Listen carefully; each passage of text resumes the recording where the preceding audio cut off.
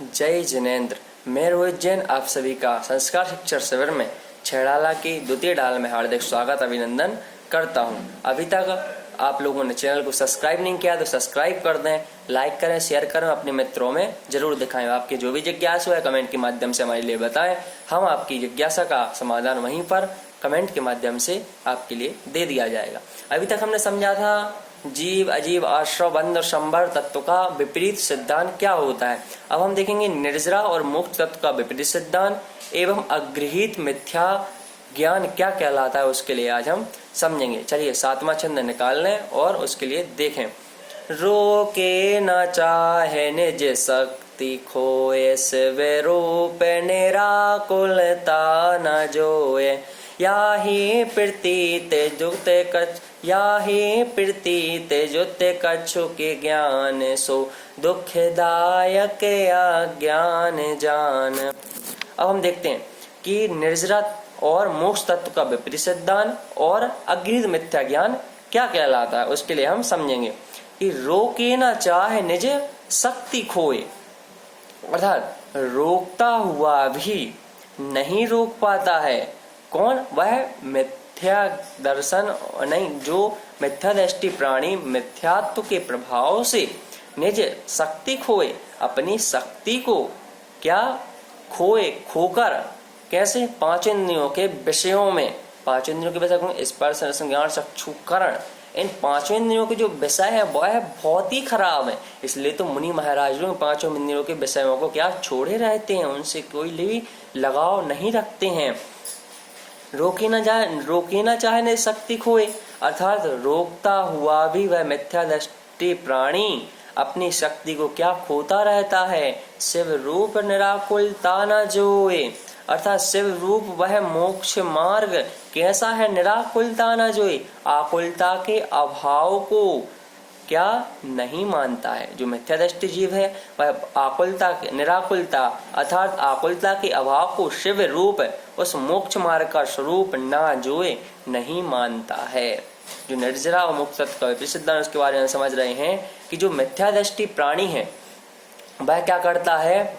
अपनी शक्ति को उन पांचों विषयों में क्या लगाए रहता है और उसको नहीं रोक पाता है। और जो मोक्ष मार्ग है वह आकुलता के अभाव अर्थात आकुलता के अभाव जो मोक्ष का स्वरूप है ना जो अर्थात उसको भी वह मिथ्या दृष्टि प्राणी नहीं मानता है और वह क्या उन पांचों विषयों में क्या विरक्त रहता है।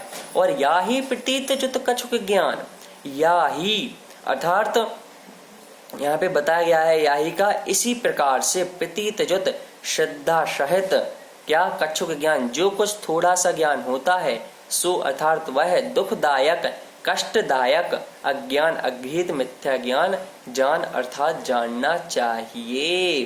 क्या समझा हमने कि रोके ना चाहे निज शक्ति खोए, अर्थात रोकता हुआ भी किसमें? उन पांचों इंद्रियों के विषय में अपनी क्या शक्ति को खोता रहता है।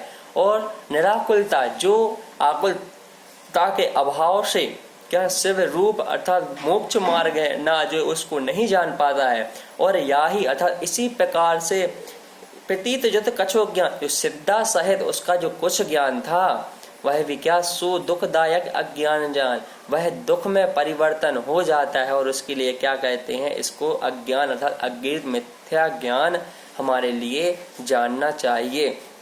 जो हमारे पांचों विषयों की क्या है हम समझे, पांचों विषय हमारे स्पर्श इंद्रिय के लिए भी रसना, अच्छा खाना, ग्रहण, अच्छा सूंघना, अच्छा देखना, अच्छा सुनना, इसके जो विषय हैं, जो हमारे विषयों की अभिलाषा है वह क्या है? बहुत ही कष्ट है। वह हमारे लिए अगले भाव में या अगले जन्म में ही या अगले पल में ही हमारे लिए क्या कष्ट देने वाली है। इसलिए हमारे लिए उन पांचों इंद्रियों के विषयों में क्या नहीं करना चाहिए? उनमें विरक्त नहीं होना चाहिए। उनसे क्या हमेशा विरक्त रहे, उनमें रक्त नहीं रहे।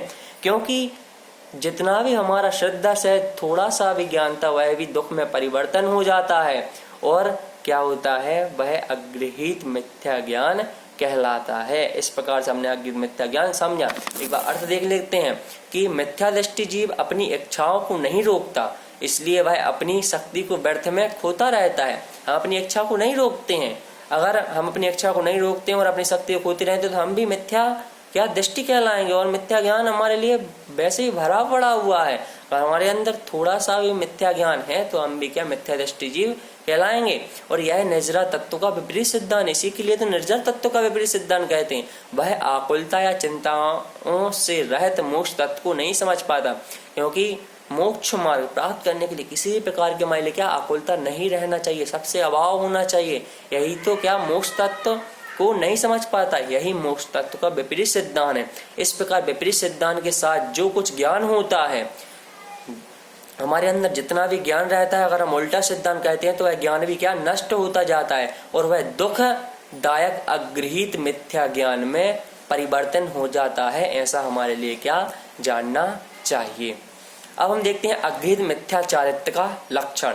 छंद क्रमांक 8 कि इन ज्योत विषयन में जो प्रवृत्तता को जानू मिथ्या चरित्र, यो मिथ्यात्वादि निसर्ग जे अब जे गृहीत सुनिए सुते है।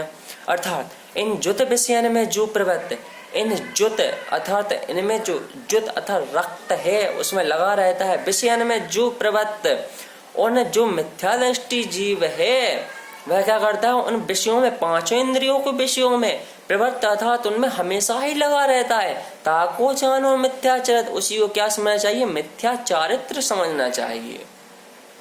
कितनी अच्छी बात कर दी पंडित दौलत राम जी ने कि इन जो पांचों इंद्रियों के विषय भूत हैं उनमें जो हमेशा प्रवृत्त रहता है उसके लिए मिथ्याचारित्र हमारे लिए जानना चाहिए। और यो मिथ्यात्वादि निसर्गे जी, और यो अर्थात इस प्रकार से मिथ्यात्वादि, मिथ्या दर्शन, मिथ्या ज्ञान और मिथ्या चारित्र निसर्ग जे है अर्थात अग्रहीत, ऐसे यो मतलब ऐसे क्या, ऐसे निसर्ग अर्थात अग्रहीत मिथ्यात्वादि, मिथ्या दर्शन, मिथ्या ज्ञान और मिथ्या चारित्र जे है अर्थात यहाँ पर जे का इन्होंने यहाँ पे अर्थ दिया है जो क्या है, अब जे गृहीत सुनिए सुतिए। अब अर्थात इसलिए गृहीत मिथ्या, गृहीत मिथ्या दर्शन, गृहीत मिथ्या ज्ञान और गृहीत मिथ्या चारित्र हैं, ते अर्थात उनको सुनिए, क्या करो, सुनो। एक बार अच्छे से फिर से देखते हैं कि इन ज्योत विषयन में जो प्रवृत्त, हमने पिछले में देखा निर्जरा मुक्त तत्व के सिद्धांत में कि उन पांच इंद्रियों के विषय में जो भी विरक्त है अर्थात विरक्त नहीं है, उनमें लीन है, उसको क्या समझना चाहिए, ताको जानो मिथ्या, उसको मिथ्याचार्य समझना चाहिए।